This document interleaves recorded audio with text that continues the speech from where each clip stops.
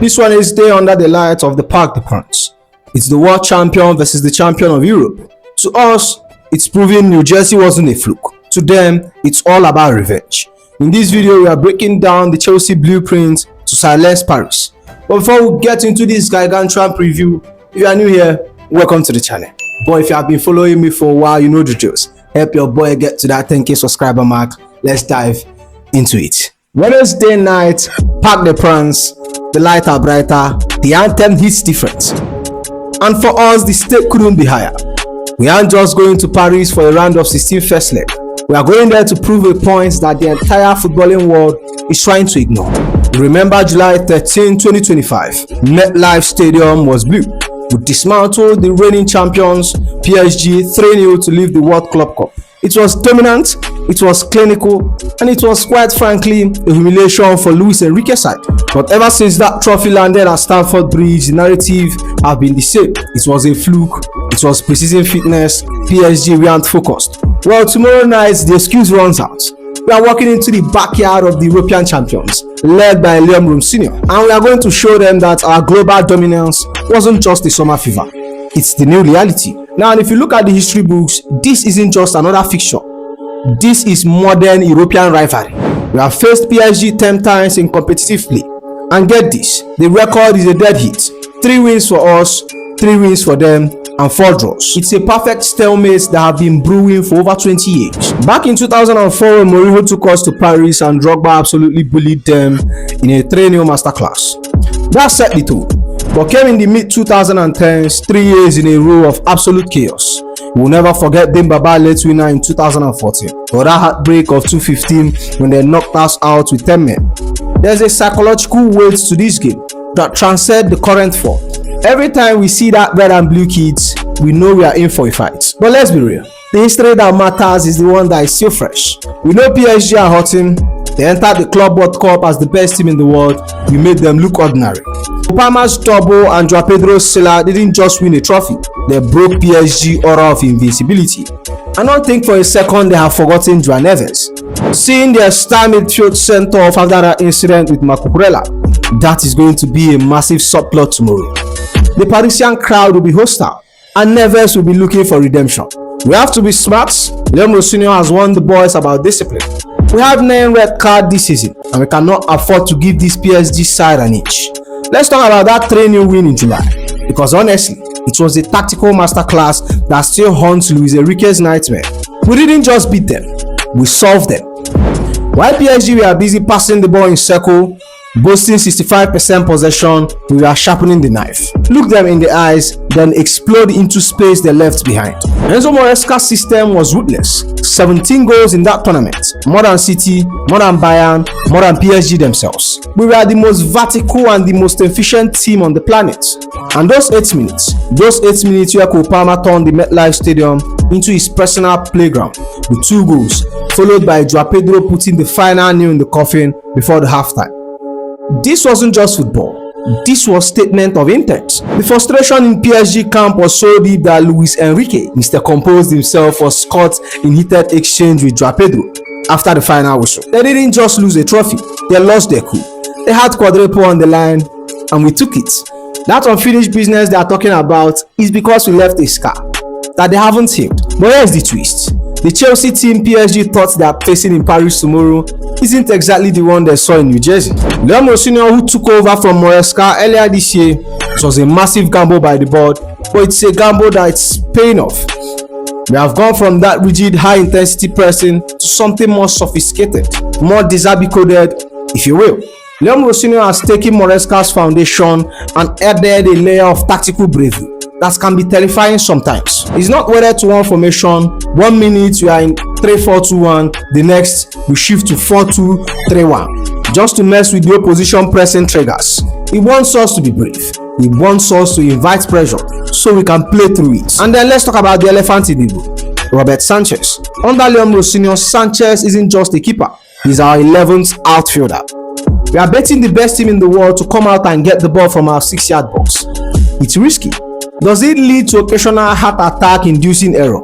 Yes, but when it works, it stretches him vertically and open up those half spaces for Copama and Extoval to absolutely wreck shop.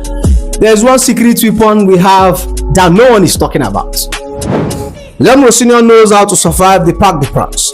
Before he wore the Chelsea badge, he took his Strasbourg side into the stadium in late 2025, walked out with a 3-3 draw. He's seen Luis Enrique's card. He knows how to frustrate them on their own turf. We aren't going to Paris to park the bus and hope for a draw. We are going to use their own aggression against them. We have proven we can outscore them. We have proven we can out-tactic them. And with Liam Rosenior bravery first philosophy, we are going to prove that July 2025 wasn't just a fluke. It was warning. Now look at the giants you are about to face. Under Luis Enrique, PSG are the ultimate control team. They want to pass you into submission. They have an average of 65% in Champions League this season. Their passing accuracy is a staggering 91.7%. On paper, they are the most technical, proficient team in Europe. But here is the catch. They are defensively soft. Despite all that ball control, they have conceded an average of 1.5 goals per match. They have only kept 2 clean sheets in 10 European fixtures this season. They have all the ball but don't know what to do when they lose it. Their reliance on individual brilliance of Kvaratskhelia and Ousmane Dembele often marks a massive lack of collective defensive cohesion. When the initial press is bypassed, which we have proven we can do, they panic and don't think they're cruising to this round of 16. Far from it. PSG finished 11 in the new league phase, a massive shock for the reigning champions. They were actually forced into a knockout split against Monaco just to get here. While they scraped through 5-4 on aggregates, that tie exposed every single structural weaknesses. They struggle to defend transition, they look rattled under high pressure. They are playing with a heavy weight on their shoulder. They won everything last year and right now they are facing the hangover. The integration of young players into the rotation has made them more unpredictable, but it also made them more vulnerable. They aren't the machine they used to be 11 months ago. And if you want to know their current state of mind, look no further than last Friday. Right in front of their own fans at Parc de France, they were dismantled 3-1 by Monaco. It's their first home league loss of the season, and it have left them in a tailspin. Luis Enrique was brutally honest afterward, saying confidence isn't something you can buy at the supermarkets. That's the manager of the European champions, admitting that his team is broken mentally just days before we arrive. They are physically fatigued from the historic 2024-2025 run. They are psychologically scarred. We aren't just playing a football team tomorrow. We are playing a group that is doubting itself. We are the last team they want to see walking out of that tunnel. So here is why we will win. PSG will have the ball, but we have the press beats. We have the tactical flexibility of Liam Rosenior, who have already shown he can go to Paris and get the results. We have the history of that 3-0 demolition in New Jersey. And most importantly, we have the hunger that they have seemingly lost. And if you are going to leave Paris with a result, it starts with one man, Cole Palmer. Under Liam Rosenior, he's evolved. He isn't just a finisher anymore, he's the comprehensive orchestrator of everything we do. He's moved from the wings into these inside pockets, operating in half spaces where PSG midfield is most vulnerable. And his ability to deliver those incisive vertical killer passes is what makes him our primary threat. If PSG give him a second to breathe between the lines, he's going to dismantle them. He's the decision maker. If Cole Palmer plays well, we win. But we have to be careful. Ever since his arrival from Napoli in 2025, Kvaratskhelia has become the beating heart of Luis Enrique attack. He's a nightmare on that left wing. Elite dribbling, insane agility, and a right foot that can find the top corner from anywhere. He's ranked in the 97th percentile for shot attempts because he's constantly driving inwards to create chaos. However, and here is where Liam Rosenior will be smiling. Kvaratskhelia has a habit of staying high during transition. He doesn't always track back. We exploited it in the Club World Cup, and you better believe we will do it again. If Rich James can keep him quiet and then explode into space he leaves behind, PSG defense will be completely exposed. But keep an eye on the bench, because there is a new name you need to know. Pedro Fernandez Sacramento, simply Drew. This 18-year-old kid is a La Masia graduate who PSG snatched from Barcelona just 2 months ago. He's a versatile, high-potential playmaker who is already making waves in Paris. He's got that classic Barcelona vision, technical quality. Luis Enrique loves him. He's got that classic Barcelona vision and technical quality. Luis Enrique loves him and he's already shown he can handle big stages in the playoff against Monaco. If the game is tight in the 70th minute, Drew is the one that would disrupt our defensive rhythm. He's a variable we haven't faced before, and we cannot afford to switch off for a second. Now look at the momentum both teams are carrying into tomorrow's night. It couldn't be more different. We are coming off a grueling FA Cup tie against Wrexham, and look, a 4-2 win in extra time might be messy on paper, but it's actually a masterstroke by Liam Rosenior. He made 9 changes, he protected our cup, and when we needed to kill off the game, Pedro came in and did exactly that. In the league, we have been a bit of a roller coaster, drawing Burnley and Leeds, but when we click, we are terrified. Just look at that 4-1 demolition of Aston Villa. Pedro is in his hat-trick form and have scored in every single Champions League game this season. We are not just 5th in the Premier League, we are a team that knows exactly where the back of the net is. Now compare that to the vibe in Paris right now. It's heavy. That 3-1 loss to Monaco last Friday wasn't just a bad day at the office, it was their 4th league defeat of the season. To put that into perspective, they have lost as many games this season than they did in the last 2 seasons combined. Lens is breathing down their neck in Ligue 1, and the fans are getting restless. And their European form, it's been a nightmare. 1 win in their last 5. They have struggled against Sporting, Newcastle, and Atletico Bilbao. This crisis of confidence isn't just a media talking point. It's a reality. They are vulnerable, they are tired, and they are facing a Chelsea side that have already proven they can take them apart.